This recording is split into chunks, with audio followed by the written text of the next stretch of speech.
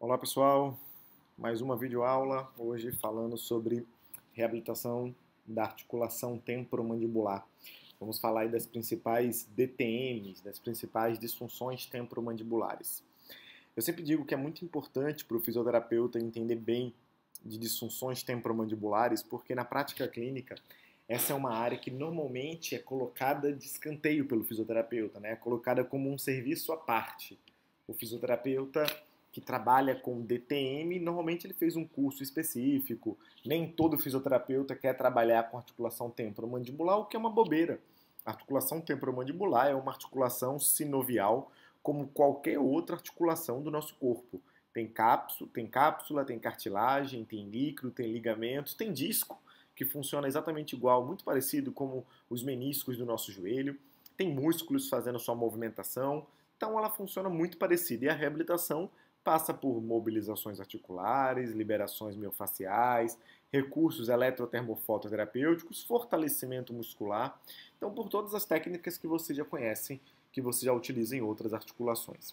Então, a primeira coisa que a gente tem que entender, como a gente sempre faz, é um pouco da anatomia e da biomecânica dessa articulação. A articulação temporomandibular, como o próprio nome já diz, é da mandíbula, a cabeça da mandíbula, com o temporal, tá? Muita gente confunde achando que a articulação é mandíbula e maxila, mas não é. É com o temporal, com esse buraco aqui do osso temporal, chamado de fossa mandibular do osso temporal. Observa que ela se encaixa muito bem, cabeça da mandíbula, com fossa mandibular do osso temporal. Essa articulação ela é limitada por uma cápsula articular, que está aqui mostrada para vocês, e dentro dessa cápsula, acima da cabeça da mandíbula, do côndilo da mandíbula, existe um disco articular. Esse disco ele vai ter função fundamental na nossa mandíbula, na nossa TM. O disco, aqui está uma outra imagem desse disco, ele auxilia o movimento dos nossos côndilos. Ele faz com que os côndilos da mandíbula deslizem para frente de forma facilitada. Então eles são muito importantes para a nossa mobilidade articular. Além disso, melhoram o contato ósseo, a congruência óssea, melhor dizendo, melhora a distribuição de pressão entre mandíbula e temporal.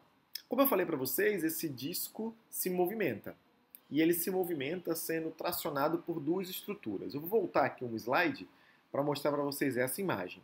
Observa que no disco tem um músculo inserido e atrás tem ligamentos inseridos.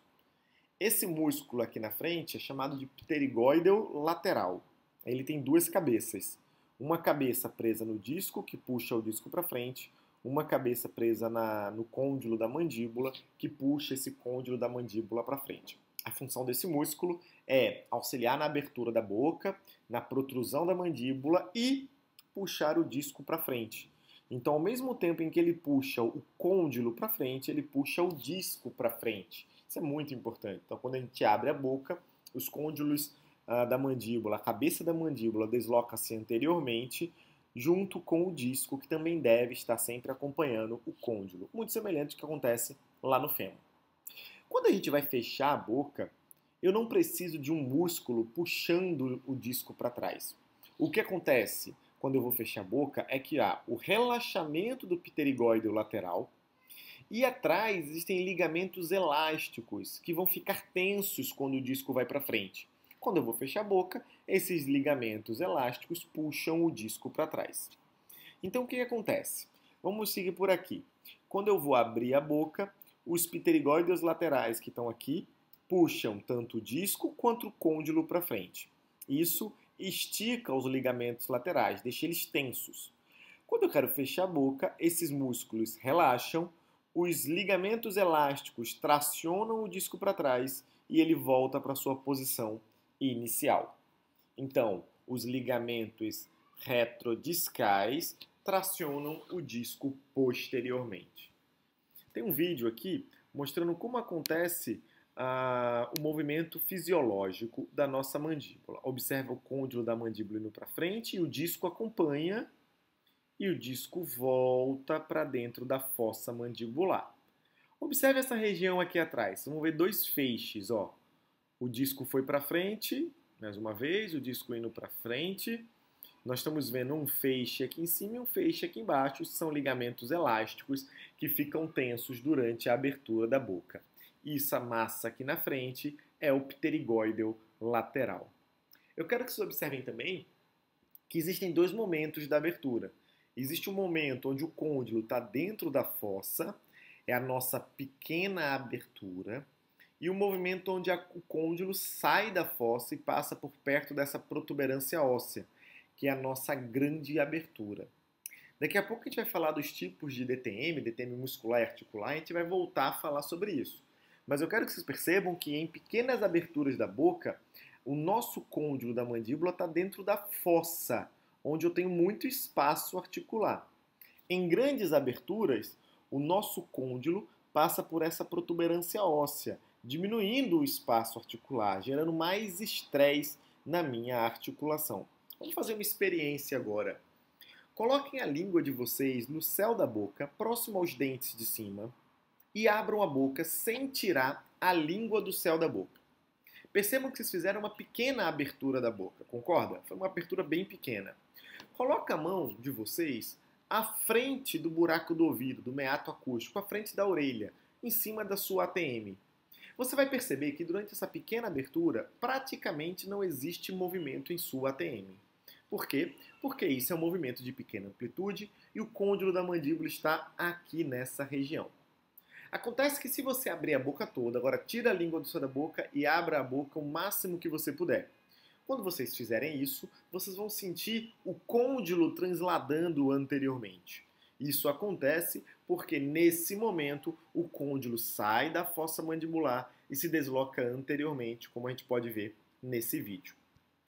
Agora eu tenho um outro vídeo para vocês aqui observarem o movimento do disco. Olha o que acontece nesse paciente. Como o disco foge de cima do côndilo. Isso aqui é um disco com algum problema, ó, provavelmente um pterigóide lateral que não está relaxando de forma suficiente. Se ele não está relaxando, quando você fecha a boca, ele traciona o disco para frente, existe uma luxação do disco. Isso aqui, o paciente sente um estalido, uma crepitação e algumas vezes um bloqueio na sua mandíbula. Isso é uma luxação anterior do disco. Nós temos alguns músculos importantes para a nossa ATM, tá? Dois músculos mais importantes são os músculos que fazem a oclusão da mandíbula. Os dois músculos mais importantes para a oclusão da mandíbula são o masseter e o temporal. O masseter é um músculo que se origina no arco zigomático e se insere no ângulo da mandíbula. A sua principal função é a mordida, é a elevação da mandíbula. Posterior e superior a ele, nós temos o músculo temporal. Ele sai da fossa temporal e se insere no processo coronoide, bem aqui, no processo coronoide da mandíbula e também auxilia na mordida.